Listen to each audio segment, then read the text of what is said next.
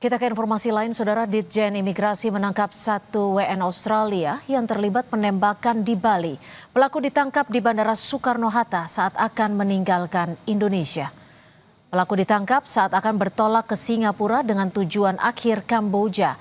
Pelaku terjaring lantaran indikator pintu otomatis di imigrasi bandara menunjukkan warna merah. Lantaran Interpol Indonesia telah mengeluarkan surat pencekalan. Pelaku kemudian menjalani pemeriksaan lanjutan. Pelaku diserahkan ke Kepolisian Resor Badung, Bali.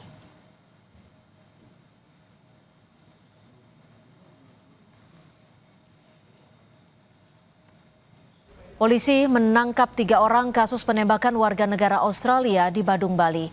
3 pelaku kini tengah diperiksa untuk mengungkap motif penembakan. Pemeriksaan awal diketahui tersangka merupakan warga negara Australia. Ketiganya ditangkap di lokasi berbeda, yakni di Bandara Internasional Soekarno-Hatta, dan 2 lainnya ditangkap di luar negeri. Polisi menyita barang bukti berupa mobil, sepeda motor yang digunakan saat beraksi dan kabur, serta selongsong peluru. Penembakan terjadi pada Sabtu dini hari mengakibatkan 1 orang meninggal dunia dan 1 lainnya terluka. Sementara tersangka dijerat pasal 340 KUHP tentang pembunuhan berencana dengan ancaman hukuman mati. 3 tersangka dari luar negeri. Yang pertama pukul 19.00, yang kedua pukul 21, sekitar pukul 21, yang terakhir pukul 12 atau sekitar pukul 00.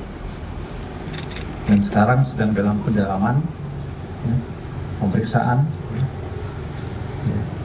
dan pengembangan terhadap perkara-perkara tersebut. Jadi saat ini pertanggal 18 Juli 2025 sudah diamankan 3 tersangka dan beberapa barang bukti yang diduga dipakai untuk melakukan perbuatan penembakan tersebut.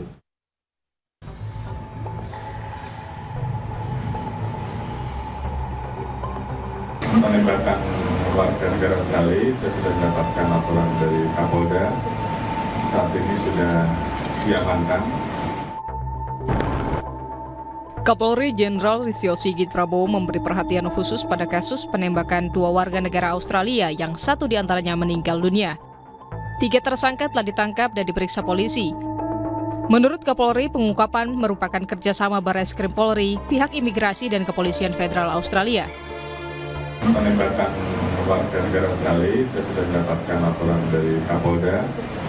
Saat ini sudah diamankan. 1 berada di Jakarta, 1 lagi dalam perjalanan dari luar negeri akan masuk Jakarta.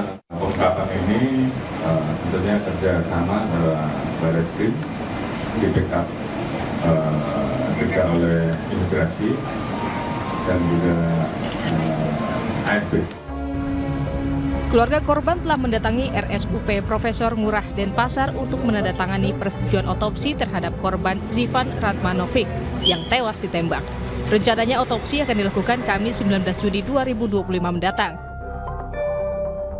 Sudah datang ke Forensik Rumah Sakit Ngurah untuk tanda tangan menyetujui dilakukannya otopsi terhadap almarhum suaminya.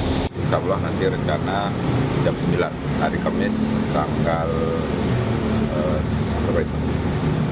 19 ya. Kriminolog Universitas Udayana Demade Suwardana menduga korban dan pelaku saling mengenal. Diduga motif penembakan balas dendam dan telah direncanakan. Sebab terlihat dari pelaku yang mengetahui betul di mana lokasi menginap dan posisi korban saat itu. Saya melihat bahwa motif yang dilakukan oleh pelaku ini yang jelas pertama itu jelas balas dendam. Yang kedua adalah bagaimana caranya untuk menghabisi orang tersebut. Nah, kalau kita perhatikan tata cara atau cara-cara yang dilakukan itu merujuk kepada satu perbuatan yang sudah mereka atur sebelumnya, sudah mereka rencanakan sebelumnya. Artinya bahwa mereka tahu di mana lokasi korban, di mana dia menginap, dan sampai pada posisi dia sempat sampai menembak. Nah, itu juga termasuk salah satu daripada cara-cara yang dia lakukan. Polisi telah menangkap 3 pelaku penembakan yang merupakan warga negara Australia. Hingga kini, polisi masih memeriksa tersangka untuk mengungkap motif penembakan ini. Tim Liputan, Kompas TV. Kita akan membahas bagaimana penanganan kasus pembunuhan warga negara asing di Badung, Bali. Sudah bersama kami Adrianus Meliala, kriminolog dari Universitas Indonesia. Bung Adrianus, terima kasih sudah bergabung bersama kami di Kompas Petang. Bung Adrianus, apa yang Anda bisa lihat dari kasus ini? Korban dan pelaku sama-sama warga negara asing, warga negara Australia. Yang pertama justru yang saya ingin respons adalah bahwa hal ini dikomentari oleh Kapolri. Ini tidak biasa ya. Namun saya juga bisa memahami itu, mengingat kemungkinan kepolisian Australia segera mengontak kepolisian Indonesia, CQ Kapolri, dan Kapolri lalu memberi perhatian yang khusus. Mengingat dalam hal ini memang ada hubungan yang baik antara Indonesia dan Australia dalam hal kepolisian. Itu yang pertama. Yang kedua, juga jangan lupa ya bahwa dalam hal ini pelaku dan korban adalah sama-sama orang Australia, lokusnya di Indonesia. Jadi dengan kata lain kita melihat pada adanya 2 yurisdiksi yang terlibat, yurisdiksi Indonesia dan Australia. Nah maka memang dalam hal ini kemungkinan ke depan akan kita lihat misalnya apakah ada yang namanya MLA dilakukan, Mutual Legal Assistance, atau dengan kata lain semacam kerjasama pertukaran informasi, bahkan nanti pertukaran narapidana misalnya, kita belum tahu ke depan ya, namun itu bisa terjadi. Dan yang ketiga, kalau melihat daripada eksekusinya, maka ini memang model pembunuhan eksekusi nih, ya model mafia killing nih, ya. Kemungkinan si korban misalnya terlibat dalam hutang piutang dengan kelompok organized crime tertentu, lalu kemudian atau membawa lari narkotika. Nah, kemudian lalu dieksekusi oleh kelompok itu. Begitu. Ya, tapi kalau dilihat dari tipikologi kriminalitas yang terjadi antar sesama warga negara Australia yang dilakukan ketika mereka berada di Bali, apa tipikologinya dan motifnya menurut Anda seperti apa? Saya kira bisa dimengerti ya, karena di Australia pun juga terdapat gang war juga gitu ya, atau gang fight juga. Dengan kata lain, konflik antar geng-geng, terutama geng narkotika, yang memperebutkan misalnya wilayah penjualan. Dengan kata lain hal itu amat mungkin. Dan mengapa kemudian lalu dieksekusi di Bali? Ya jangan lupa bahwa bagi orang Australia, Bali adalah rumah keduanya. Mengingat banyak sekali orang Australia yang berlibur di Bali. Dan itu mungkin sudah diketahui oleh kelompok yang akan mengeksekusi. Makanya tadi seperti dikatakan oleh Pak Made Suwardana, tinggal dicari saja, ditunggu dan kemudian dieksekusi. Begitu. Jadi menurut Anda dalam kasus pembunuhan ini ada background kasus kriminal lainnya yang perlu ditelusuri oleh kepolisian Indonesia? Tepat sekali.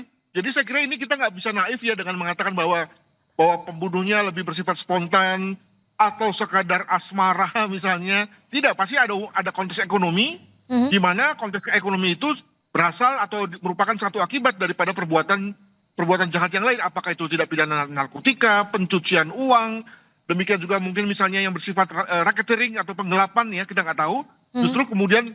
Justru dalam hal ini pasokan data dari AFP atau Polisi Federal Australia itu menjadi penting untuk kemudian kita mengestablish apa sebetulnya motif dan tujuan dari pembunuhan ini. Begitu. Lalu bagaimana baik itu pihak kepolisian Indonesia dan juga Australian Federal Police untuk mengungkap kasus besar di balik pembunuhan ini, dan apakah ini ada bagian dari kriminalitas yang terorganisir? Saya menduga begitu, tapi untuk Indonesia kan dalam hal ini perannya terbatas, kita hanya ke bagian lokasi saja. Dengan kata lain, maka sepanjang pelaku langsung atau pelaku utamanya kemudian sudah dilidik sidik dan kemudian lalu divonis, maka sebetulnya tugas Indonesia selesai. Nah, tapi tentu kemudian apa yang kita lakukan itu seyogianya menjadi satu asupan atau input bagi Polisi Federal Australia untuk lalu melakukan satu upaya yang lebih sistematis dan komprehensif untuk membongkar kejahatan ini. Sebab tadi saya sih menduga bahwa ini bukan satu peristiwa tunggal, ini ada kaitannya dengan hal-hal yang lain. Apakah misalnya terkait dengan loan sharking, dengan judi, dengan gambling, dengan narkotika, dengan perdagangan senjata, kita nggak tahu ya. Yang mana juga mungkin sekali terjadi di Australia.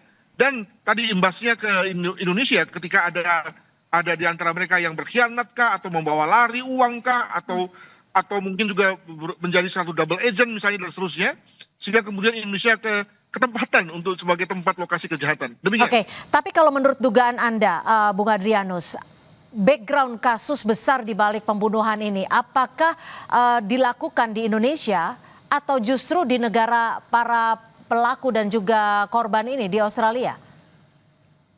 Itu saya nggak tahu ya, tetapi jangan lupa bahwa kalau kita mengandai-andai bahwa di Indonesia ini tidak hanya kebagian tempat lokasi pembunuhannya, tapi juga lokasi kejadian kejahatannya, maka kita juga misalnya pernah melihat bahwa ada kasus WNA di Australia, di Bali misalnya, yang misalnya membeli properti, yang mengadakan jual beli berbagai macam hal, atau juga mengadakan transaksi narkotika di Indonesia. Nah, apakah lalu kemudian juga melibatkan pihak-pihak yang terlibat ini?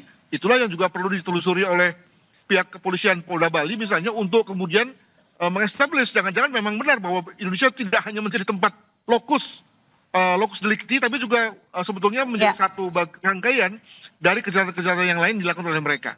Baik, terima kasih Bung Adrianus Meliala, kriminolog dari Universitas Indonesia, sudah berbagi perspektif di Kompas Petang. Selamat sore.